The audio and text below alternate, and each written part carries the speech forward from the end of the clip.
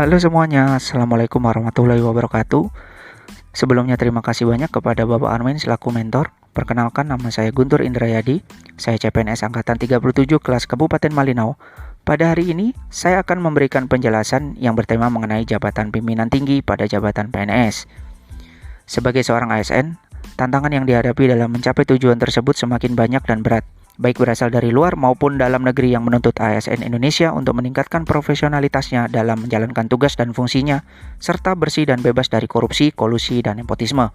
Pegawai ASN adalah pegawai negeri sipil dan pegawai pemerintah dengan perjanjian kerja yang diangkat oleh pejabat pembina kepegawaian dan diserahi tugas dalam suatu jabatan pemerintah atau diserahi tugas negara lainnya dan digaji berdasarkan peraturan perundang-undangan.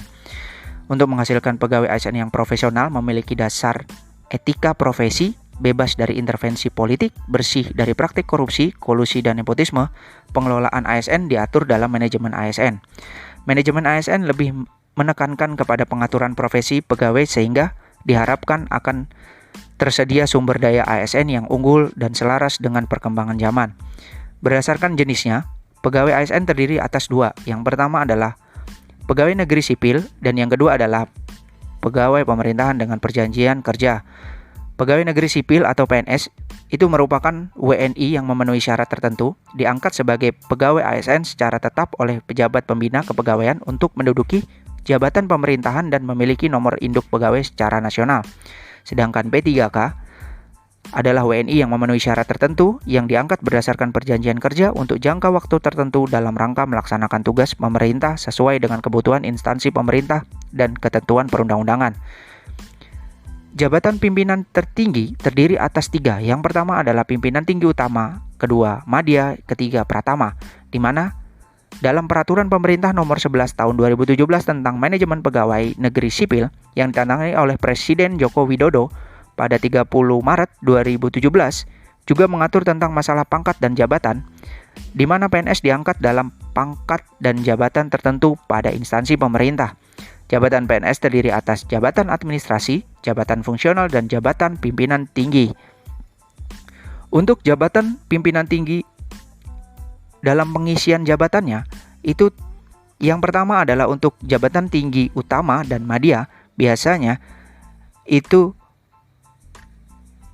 mengisi pada kementerian, kesekretariatan lembaga negara, lembaga non-struktural, dan instansi daerah dilakukan secara terbuka dan kompetitif di kalangan PNS dengan memperhatikan syarat kompetensi, kualifikasi, kepangkatan, pendidikan, dan latihan, rekam jejak jabatan, dan integritas, serta persyaratan lain yang dibutuhkan sesuai dengan ketentuan peraturan perundang-undangan. Pengisian jabatan tersebut biasanya dilakukan pada tingkat nasional, sedangkan untuk jabatan pimpinan tinggi pratama biasanya itu dilakukan secara terbuka dan kompetitif pada tingkat nasional atau antar kabupaten atau kota dalam satu provinsi.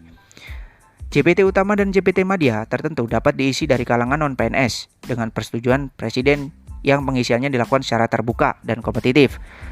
Akan tetapi JPT utama dan JPT madya yang berkecimpung di bidang rahasia negara, pertahanan, keamanan, pengelolaan aparatur negara, kesekretariatan negara, pengelolaan SDA tidak dapat diisi dari kalangan non-PNS, kecuali mendapat persetujuan dari Presiden setelah mendapatkan pertimbangan dari Menteri, Kepala BKN, dan Menteri Keuangan. Persyaratan untuk jabatan pimpinan tinggi. Untuk jabatan pimpinan tinggi utama, itu yang pertama adalah memiliki kualifikasi pendidikan paling rendah sarjana atau diploma 4. Yang kedua, memiliki kompetensi teknis, kompetensi manajerial, dan kompetensi sosial kultural sesuai standar kompetensi jabatan yang ditetapkan. Yang ketiga, memiliki pengalaman jabatan di bidang tugas yang terkait, paling singkat selama 10 tahun. Yang keempat, sedang atau pernah menduduki JPT madya atau JF jenjang ahli utama paling singkat 2 tahun. Yang kelima adalah memiliki rekam jejak jabatan, integritas, dan moralitas yang baik, usia paling tinggi 58 tahun, dan sehat jasmani serta rohani. Untuk JPT madya, memiliki kualifikasi pendidikan paling rendah sarjana atau diploma 4, memiliki kompetensi teknis, manajerial, dan kompetensi sosial kultural sesuai standar kompetensi jabatan yang ditetapkan, memiliki pengalaman jabatan dalam bidang tugas yang terkait paling singkat selama 7 tahun, sedang atau pernah menduduki JPT pratama atau JF jenjang ahli utama paling singkat 2 tahun, memiliki rekam jejak jabatan, integritas, dan moralitas yang baik, usia paling tinggi 58 tahun, dan sehat jasmani serta rohani. Persyaratan untuk dapat diangkat dalam JPT Pratama itu yang pertama adalah memiliki kualifikasi pendidikan paling rendah secara sarjana atau diploma 4, memiliki kompetensi teknis, kompetensi manajerial, dan kompetensi sosial kultural sesuai standar kompetensi jabatan yang ditetapkan, memiliki pengalaman jabatan dalam bidang tugas yang terkait paling kurang selama 5 tahun, sedang atau pernah menduduki jabatan administrator atau JF jenjang ahli media paling singkat 2 tahun, memiliki rekam jejak jabatan integritas dan moralitas yang baik, usia paling tinggi 56 tahun, serta sehat jasmani dan rohani.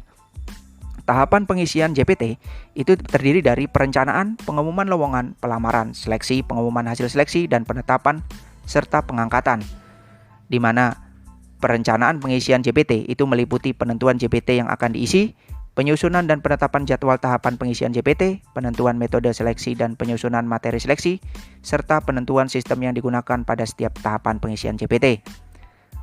Kemudian dibentuklah sebuah panitia seleksi di mana untuk JPT Madya dan JPT Pratama dibentuk oleh PPK, kecuali JPT Madya tertentu dibentuk oleh Presiden. Sedangkan PPK dalam membentuk panitia seleksi berkoordinasi dengan KASN. Demikianlah penjelasan yang saya sampaikan. Terima kasih atas perhatiannya. Mohon maaf atas kekurangannya. Semoga bermanfaat. Assalamualaikum warahmatullahi wabarakatuh.